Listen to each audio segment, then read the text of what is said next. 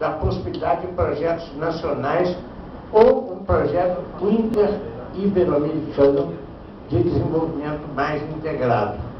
Isso faz parte, na minha perspectiva, de uma estrutura de dominação pensada para o longo prazo. E você tem muitas maneiras de fazer isso e tem muitas maneiras pelas quais nós estamos sendo assaltados. Eu dizia a vocês que BRIC me produz arrepios. Não porque eu não queira ser China, não porque eu não tenha carinho pela Índia, não porque eu não tenha admiração pela Rússia, mas o que eu quero dizer primeiro é que o Brasil é um país tropical, eles são um país de clima temperado, ou frio. Na verdade, se houver qualquer comparação entre o Brasil e eles, é só pelo tamanho. Porque, por exemplo, a Índia tem 160 idiomas e só consegue se comunicar lançando mão do idioma conquistador, que foi o idioma inglês. Já a China tem uma trajetória radicalmente diferente, porém, eu não quero ser China, por muitas razões. Nenhum país nosso deveria querer ser China, por uma razão muito simples. 50% da população chinesa ainda está no campo. Tem um padrão de vida que é 1/3 do padrão urbano e é previsível um deslocamento em massa da população chinesa para a rede urbana. Não há na China mecanismo de contenção. Não existem. Na verdade, esse é o principal problema que a China enfrenta hoje.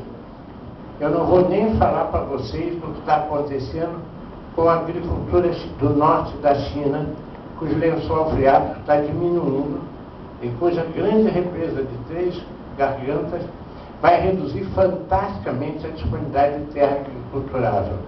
Então, eu não quero, nem acho que nenhum país hispano-americano deva querer ser China.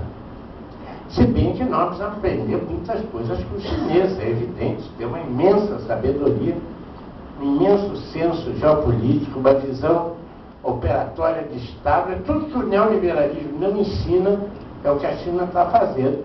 Então nós viríamos pelo menos para contraste com o que nos é recomendado pelo Acordo de Washington, ver o que é que os chineses fazem. Uma coisa eu posso afirmar, os chineses não adotam um Acordo de Washington. Mas se no futuro vier um Acordo de Pequim, sim, farão exatamente o mesmo que a potência dominante faz em relação ao Acordo de Washington. Quer dizer, aliás, está caminhando nessa direção.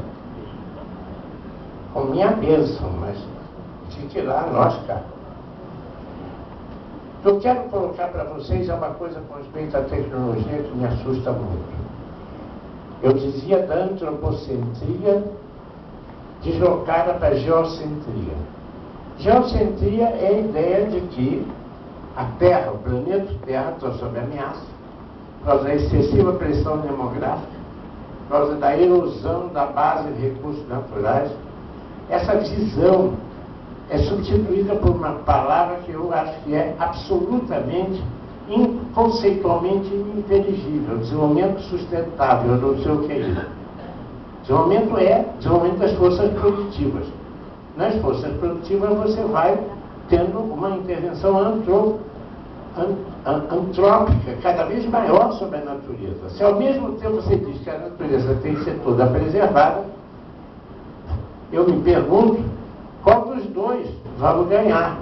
Na perspectiva das potências dominantes, se a periferia do mundo dispõe de grandes recursos e se mete a besta de querer chegar aos padrões do centro, só para vocês terem uma ideia, o Brasil tem provavelmente a melhor matriz energética do planeta em termos de participação de fontes renováveis da matriz energética. Entretanto, o consumo brasileiro por brasileiro ano é de 1,06 toneladas equivalentes de petróleo. Se você converte todas as formas de energia em equivalência de petróleo, vai ajudar 1,06.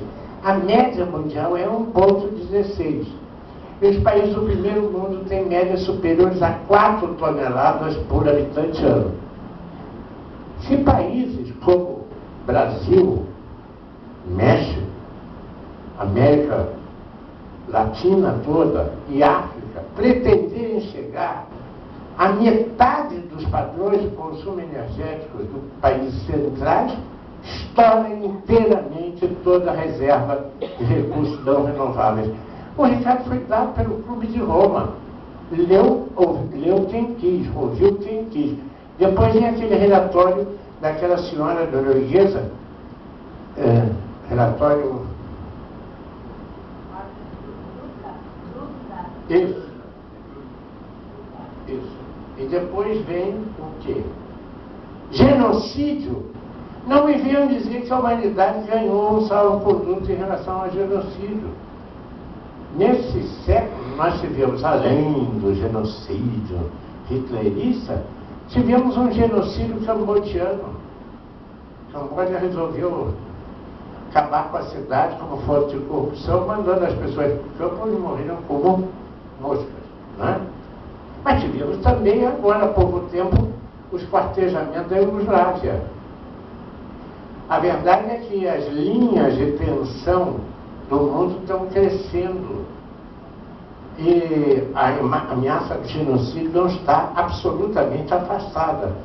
E sempre o argumento a favor do genocídio é muito parecido com o argumento de McNamara, no livro chamado Essência da Segurança, em que ele responsabilizava a fertilidade das mulheres pobres do mundo, a impossibilidade dos países pobres do mundo resolverem os seus problemas. E por isso, os países pobres do mundo eram a zona de instabilidade que poderia ameaçar a destruição por um conflito atômico. O McNamara culpava os países pobres pela possibilidade de um conflito nuclear. Agora que essa possibilidade foi afastada, os países pobres podem ser facilmente responsabilizados pela destruição da base de recursos naturais. Aliás, é impressionante como esse tema tem passagem, não é? Na mídia, e como tem pouca passagem na mídia o tema da miséria humana. Você vai dizer, como? O Haiti está em pauta? Alguém discute o que aconteceu no Haiti? Morreram 200 e tantas mil pessoas, Port-au-Prince foi destruída. Onde é que está o tema Haiti na discussão? Olímpico. Saiu de pauta. Senhores, eu não durmo tranquilo com a possibilidade de que meus netos venham a ser considerados habitantes de um país que está destruindo a base de recursos naturais. Aliás, as acusações sobre o Brasil com respeito à Amazônia são absolutamente assustadoras.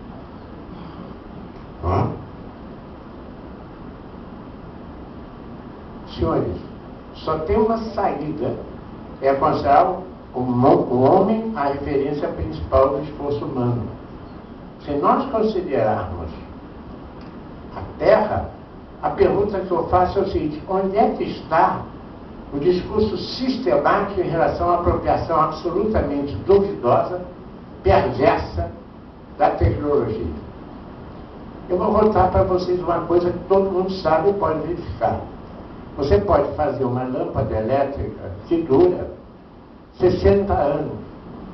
Uma das poucas coisas que havia na Alemanha Oriental, na Alemanha socialista, era uma fábrica dessa tecnologia de lâmpada. As produtores de lâmpadas da Alemanha Ocidental compraram essa fábrica e destruíram a fábrica. Por quê? Porque quanto mais a tecnologia for desenvolvida para reduzir o consumo de recursos e preservar os recursos, mais ela é subversiva em relação à órbita do capital. Então, o capital é uma enorme máquina de destruição de coisas. Dirão vocês, mas há uma racionalidade. Mas uma racionalidade absolutamente perversa. Vejam bem, se vocês quiserem ver a falta de respeito que a empresa capitalista tem com o chamado consumidor, e na visão neoliberal é o referencial central do mundo, leiam o manual de marketing de arrumação de supermercado. Vocês sabem que eles buscam pesquisa inclusive os impulsos mais, vamos dizer, mais primitivos e menos conscientes de conduta humana. Então descobriram o seguinte, que nós gostamos de desarrumar pilhas. Sabe? Então, se você quiser lançar um produto, você deve arrumá-lo sob a forma de uma enorme pilha na frente das gôndolas do supermercado. Porque o impulso das pessoas é pegar um para dar uma balada na pilha. É uma coisa infantil. Mas isso é usado como técnica de arrumação de marketing. A falta de respeito é total.